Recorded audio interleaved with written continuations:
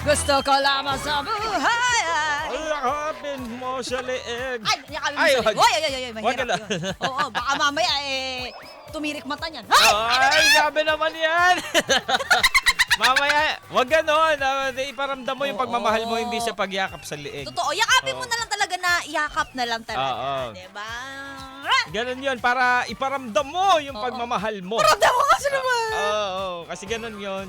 Kasi minsan, pag hindi mo pinaparamdam, hinahanap sa iba. Oh. Ay! Ganon yung ano.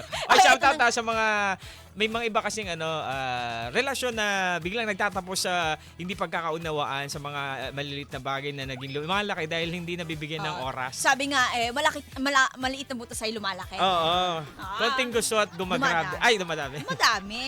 O, eto na nga, para hindi pa lalong grumabe, abay, makisagot na kayo sa aming Dugtong, magkikita ko kayo sa dagat. Hey, doon na pala tayo papunta. Oo. So anyway, wala namang connection to, pero sige, eto na nga yung ating dugtungan mo ka-vibes. Ay, Pwede na akong blank. Oo, tumutunog yung ano yan? Ay, tumutunog ako, tumutunog.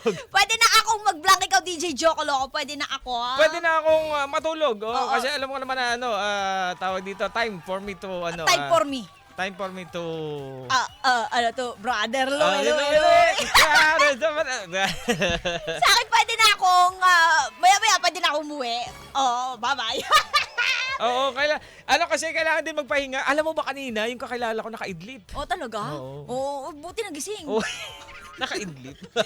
Ganyan talaga, kapag medyo nagkakaedad na parang maupo ka lang saglit, talagang tulog ka na kaagad. Grabe ka naman kay Oo. Sir Aris. Bakit ka naman ganyan, Mama Mia? Wala namang ginagawa siya. Oy, grabe ka naman kay Kuya Driver!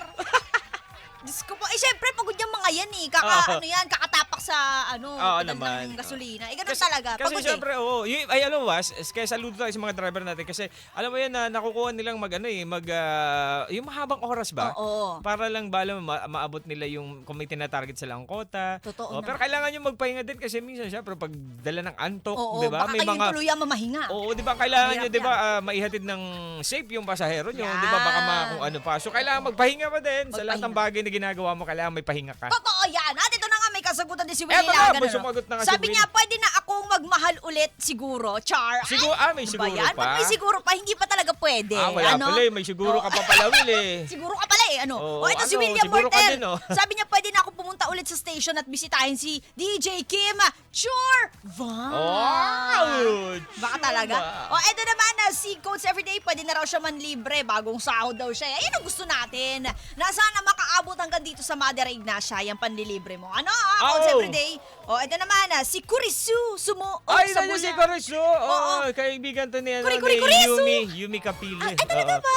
Si Kurisu, songerist to. Sabi dito, Hawak niya ang... brief, gumaling na. Kaway-kaway, mga kapwa kong bagong Wala niya ka, Kurisu! Mukha mo, Kurisu. Kurisu! Oo. Ano naman si Dennis Fernandez, pwede na ako manlibre sa mga friends ko basta may pera lang ako. Hindi pa pwede kasi may basta pa eh.